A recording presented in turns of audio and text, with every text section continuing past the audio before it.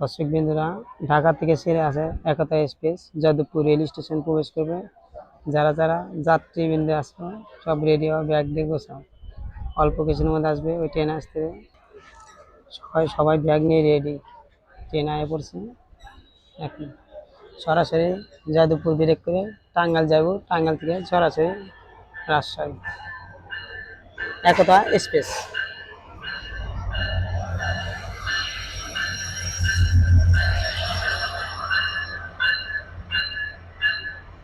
দর্শক বন্ধুরা, like comment share করবেন। আমার ভিডিও ভালো লাগলে কোন জেলা থেকে দেখবেন বলবেন।